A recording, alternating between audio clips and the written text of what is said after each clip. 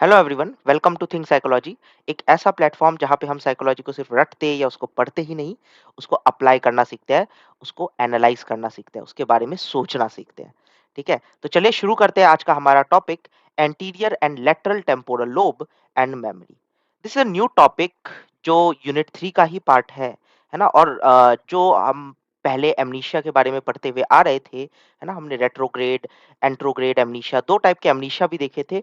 उसी का ये एक कंटिन्यूएशन है, उसी का ये सब पार्ट है, राइट? और इसमें भी हम लोग एमनीशिया के बारे में जानेंगे, ब्रेन के कौन-कौन से पार्ट्स रिस्पॉन्सिबल हैं डिफरेंट टाइप्स ऑफ एमनीशिया के लिए, उसको थोड़ा-सा और डीप में और डिटेल में समझने की कोशिश करेंगे, ठीक है? तो देखिए, इस वीडियोज़ में जो हम लोग पढ़ रहे हैं या जो वीडियोज़ हम लोग देख रहे हैं, यहाँ पे मेरा फोकस सिर्फ आपको बुक से डायरेक्टली रीड आउट करने का नहीं है, जो आप अगर डिफरेंट वीडियोज़ देखो तो वहाँ पे यही होता है ना?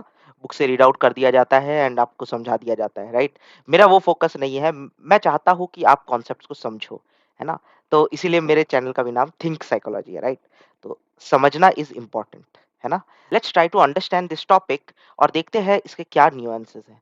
ठीक है, तो सबसे पहले हम लोग क्या करेंगे, अगेन इस टॉपिक को अच्छे से ब्रेक डाउन करेंगे, राइट? हम इसको directly as it is book से नहीं निकालेंगे, right? This is a topic जो आपको अच्छे से डिटेल में पता होना चाहिए। अगर आप इसको अच्छे से समझ जाओगे तो आप इसको अलग-अलग जगह पे अप्लाई कर सकोगे। ठीक है? तो चलिए शुरू करते हैं, है ना? और इसको ब्रेक डाउन करते हैं। सबसे पहला मैंने जो यहाँ पे टॉपिक लिया हुआ है, वो है neocortex and memory storage. Now neocortex होता क्या है? नियोकॉर्टेक्स मैं आपको दिखा देता हूँ। फर्स्ट ऑफ ऑल, ये वाला पूरा रीजन है, ठीक है? ये पूरा जो रीजन है, ये नियोकॉर्टेक्स है। ठीक है? और ये हायर ऑर्डर थिंकिंग के लिए रिस्पॉन्सिबल होता है, ये पूरा रीज़न जो है, ठीक है? ब्रेन में आपका अगर आप कोई टिपिकल डायग्राम देखो ब्रेन का, राइट? तो वो स्पैगेटी जैसा जो दिखता है ना, राइट? वही है आपका नियोकॉर्टेक्स, ओके? अब देखिए, neocortex is thought to be the crucial for storing memories, है ना? नियोकॉर्टेक्स जो है, ये मेमोरी को स्टोर करने के लिए बहुत क्रूशियल माना जाता है ना? अगर नियोकॉर्टेक्स में डैमेज हो जाता है, स्पेशली अगर टेम्पोरल लोब में डैमेज हो जाता है, तो ये आपके एमनीशिया को लीड कर सकता है, इससे एमनीशिया हो सकता है, ठीक है? और इससे रिमेंबरिंग में प्रॉब्लम आ सकती है, अलग-अलग चीज़ों को आप रिमेंबर नहीं कर पाओगे, है ना? तो ये चीज़ हमने ऑलरेडी देख रखी है, राइट? हमने मीडियल टेम्पोरल लोब देखा था, राइट? उसके डैमेज की वजह से क्या प्रॉब्लम्स आती है, वो भी हमने देखा था, राइट? और अगर आपने प्रीवियस वीडियोज़ नहीं देखे हैं, तो एक बार जाके देखिए, काफ़ी इंटरेस्टिंग कॉन्सेप्ट्स को हमने डिस्कस किया हुआ है, राइट? तो नियोकॉर्टेक्स जो है, अगर उसमें कोई डैमेज आता है ना, मेमोरी स्टोरेज के लिए बहुत ज़्यादा क्रूशियल है ये, राइट? और अगर इसमें कोई डैमेज आता है, तो एमनीशिया होने के चांसेस हैं, अलग-अलग टाइप के एमनीशिया हो सकते हैं। नाउ देखिए, अब retrograde amnesia with cortical damage. अब रेट्रोग्रेड एमनीशिया कैसे होता है और कौन से रीजन के डैमेज होने की वजह से होता है? तो देखिए, retrograde amnesia involves difficulty remembering the past events, है ना? ये तो आपको पता है। रेट्रोग्रेड एमनीशिया जो होता है, जिससे हम पहले की चीजें भूल जाते हैं। मतलब पास्ट इवेंट्स क्या? जब आपका नियोकॉर्टेक्स डैमेज हुआ, उससे पहले के जितने भी इवेंट्स थे, वो सब आप अगर भूल गए हो, तो वो रेट्रोग्रेड एमनीशिया है। मे बी आपको अपना नाम याद नहीं है, आपको अपने बारे में कुछ याद नहीं है, ठीक है? सर्जरी के बाद या जब वो उसमें डैमेज हुआ या उसमें कोई एक्सीडेंट हुआ और आपका नियोकॉर्टेक्स जो है वो डैमेज हो गया, तो उसके पहले के जितने भी इवेंट्स हैं, अगर आपको याद नहीं आ रहा, तो उसको हम बोलते हैं रेट्रोग्रेड एमनीशिया। और रेट्रोग्रेड एमनीशिया जो है, पास्ट इवेंट्स को याद रखने में प्रॉब्लम होती है, ठीक है? Even though most amnesia are about not forming new memories, anterograde, basically anterograde amnesia में क्या होता है, ज्यादातर जो एमनीशिया होता है वो एंट्रोग्रेड एमनीशिया ही देखा जाता है, राइट? और एंट्रोग्रेड एमनीशिया में आपको न्यू मेमोरीज नहीं बनेगी, ओल्ड मेमोरीज तो है इंटैक्ट, ठीक है? पुरानी मेमोरी आपकी इंटैक्ट है, बट नई मेमोरी जो है वो बनने में प्रॉब्लम हो रही है, ठीक है? तो उसको हम एंट्रोग्रेड एमनीशिया बोलते हैं। Damage to neocortex can cause retrograde amnesia, है ना? नियोकॉर्टेक्स में अगर डैमेज हो जाता है, तो आपको रेट्रोग्रेड एमनीशिया हो सकता है, मतलब difficulty remembering the past events. याद है ना आपको एंट्रोग्रेड एमनीशिया और retrograde amnesia? Retrograde amnesia, damage होने से पहले के जितने भी इवेंट्स हैं, आपको कुछ याद नहीं रहेगा, ठीक है? यानी आपकी आइडेंटिटी, आपके बारे में सब कुछ आप भूल जाओगे उस एक्सीडेंट होने के बाद, या अ, सर्जरी अगर हुई हो और आपका नियोकॉर्टेक्स डैमेज हो गया हो। लेकिन एंट्रोग्रेड एमनीशिया में हमने देखा था कि जब हिप्पोकैम्पस डैमेज हो जा रहा था, है ना? एचएम का केस स्टडी देखा था हमने, राइट? आरबी का केस स्टडी देखा था। अगर आपने नहीं देखा है तो प्लीज़ जाके देखिए, बहुत इंपॉर्टेंट वीडियो है वो, ठीक है? सो अगर आपने वो देखा है, तो फिर आपको पता होगा कि उसका मीडियल टेम्पोरल लोब डैमेज हो गया था, राइट? हिप्पोकैम्पस डैमेज हो गया था और उसकी वजह से उसको एंट्रोग्रेड एमनीशिया ज़्यादा देखने को मिला उसके अंदर, मतलब न्यू मेमोरीज़ जो थी उसके अंदर फॉर्म नहीं हो रही थी। लेकिन अगर नियोकॉर्टेक्स डैमेज हो जाता है, तो आपको रेट्रोग्रेड एमनीशिया देखने को मिलता है, मतलब difficulty remembering past events. Next is temporal neurocortex and amnesia. अब टेम्पोरल नियोकॉर्टेक्स क्या होता है? ये देखिए, नियोकॉर्टेक्स तो ये बेसिकली आपकी पूरा पोर्शन है ना? इसमें अगर हम स्पेसिफिकली बात करें टेम्पोरल नियोकॉर्टेक्स की, तो टेम्पोरल नियोकॉर्टेक्स जो होगा वो ये वाला रीजन है। If you can see this region, this is the temporal neocortex, है ना? तो टेम्पोरल नियोकॉर्टेक्स में अगर डैमेज हो जाता है तो क्या होता है? देखिए, damage to the lateral cortex of the anterior temporal lobe can cause severe retrograde amnesia going back many years of the person's entire life, right? क्या होगा अगर आपका ये टेम्पोरल लोब जो है, नियोकॉर्टेक्स, यहाँ का टेम्पोरल लोब का डैमेज हो जाता है, तो यहाँ पे बहुत सीवियर रेट्रोग्रेड एमनीशिया देखने को मिलता है। ठीक है? पर्सन के बहुत बहुत साल पीछे तक की जो मेमोरी है वो भी भूल जाएगा, या कभी-कभी तो ऐसा होता है कि पर्सन की जो एंटायर लाइफ की जो मेमोरी है ना, वो भी पर्सन को याद नहीं रहता है। ठीक है? तो दैट इज़ द कॉन्सिक्वेंस अगर आपका टेम्पोरल नियोकॉर्टेक्स जो है वो डैमेज हो जाता है। ठीक है? कितना सीवियर एंट्रोग्रेड एमनीशिया हो सकता है ना? Conditions like Alzheimer's or viral infections like herpes simplex encephalitis can lead to this type of amnesia, है ना? अगर आपका जैसे मान मान लीजिए अल्जाइमर्स हो गया, या कोई वायरल इन्फेक्शन हो जाता है, जैसे कि हर्पीस सिम्प्लेक्स एंसेफ्लाइटिस हो गया।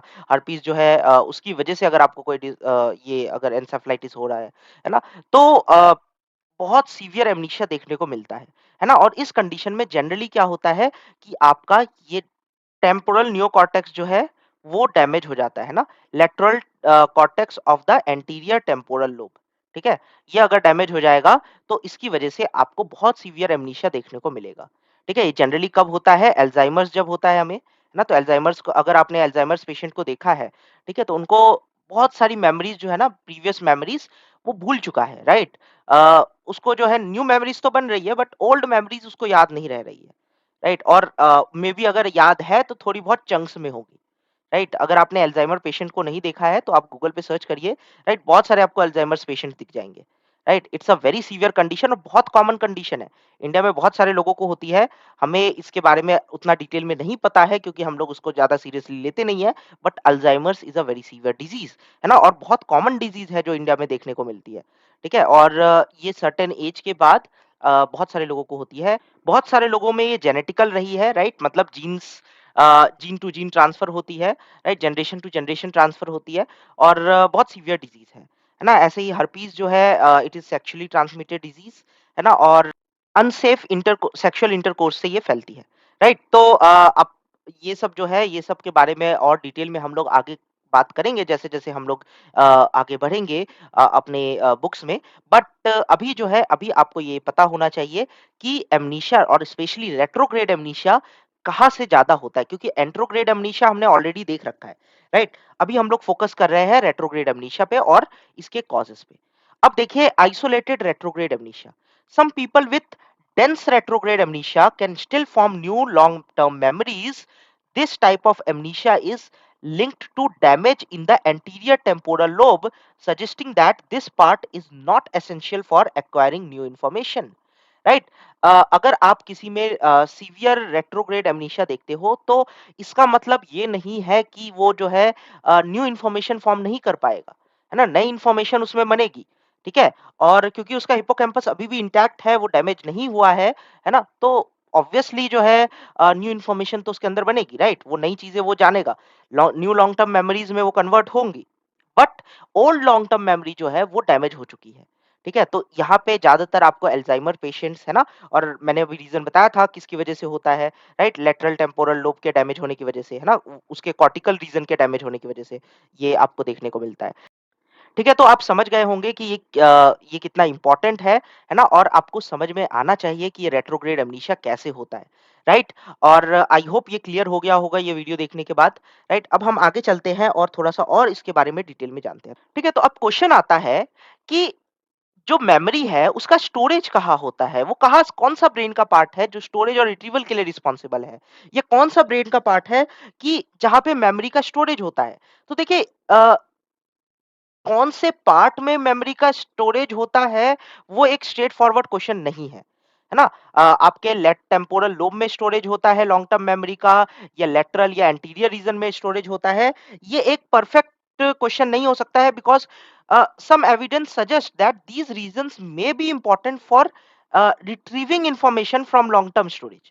है ना? ये रीजंस जो है अ, ये इंफॉर्मेशंस को रिट्रीव करने के लिए रिस्पॉन्सिबल है ना? Most recent neuroimaging studies proposes that memories are stored in the distributed way throughout the neurocortex, involving areas that originally process sensory information and areas associated with that information. यानी studies में ये देखा गया है कि जो मेमोरी का storage होता है ना, वो किसी एक पर्टिकुलर जगह पे नहीं होता है। ठीक है, ऐसा नहीं है कि आपका ब्रेन में कहीं पे एक लोकेशन है जहाँ पे सारी मेमोरी वहां पे जाके स्टोर होती है। मेमोरीज जो है वो डिस्ट्रीब्यूटेड रहती है। ठीक है, हमारे पूरे न्यूरोकॉर्टेक्स में मेमोरी जो है वो पूरी तरह से डिस्ट्रीब्यूटेड है। तो अगर आप ये पूरा रीजन देखें तो वो जो स्पैगेटी वाला पोर्शन है, राइट, ब्रेन का, राइट, तो ये सिर्फ किसी पर्टिकुलर रीजन में नहीं है, ये हमारे पूरे ब्रेन में डिस्ट्रीब्यूटेड है। ठीक है, पूरे न्यूरोकॉर्टेक्स में डिस्ट्रीब्यूटेड है, तो आपको ये पूरे एरिया में फैली हुई दिखेगी मेमोरी, राइट। तो किसी एक पर्टिकुलर रीजन में ही नहीं, पूरे एरिया में जो है ये मेमोरी डिस्ट्रीब्यूटेड है। तो ज़्यादातर स्टडीज़ में ये देखा गया है, ज़्यादातर ब्रेन इमेजिंग टेक्निक्स में ये देखा गया है कि अलग-अलग जगह पे चंक्स चंक्स ऑफ मेमोरीज़ जो है वो डिस्ट्रीब्यूटेड रहती है। ठीक है? तो दिस इज़ गुड, राइट? किसी एक पर्टिकुलर जगह पे नहीं है, वरना अगर वो पर्टिकुलर जगह आपका डैमेज हो जाता तो इसका मतलब आप सब भूल गए, राइट? पूरा आपका मेमोरी जो है वो रिफ्रेश हो गया है, ठीक है? फैक्ट्री रीसेट हो गया है आपका पूरे ब्रेन का, ठीक है? तो that is not good, right? तो मेमोरीज़ जो है वो डिस्ट्रीब्यूटेड रहती है और किसी सीवियर एक्सीडेंट में बहुत अदर पार्ट्स, अदर मेमोरीज़ जो है वो आपको हेल्प करती है आपके रियलाइजेशन में, आपके आइडेंटिफिकेशन में, राइट? ओके, अब देखते हैं role of medial temporal lobe. तो मीडियल टेम्पोरल लोब का रोल क्या है? तो जैसा कि हमको पता है कि मीडियल टेम्पोरल लोब किस चीज़ के लिए रिस्पॉन्सिबल है। अगर आपने प्रीवियस वीडियो नहीं देखा है तो एक बार जाके देखिए, है ना? ये जो है coordinate the consolidation of information over time, right?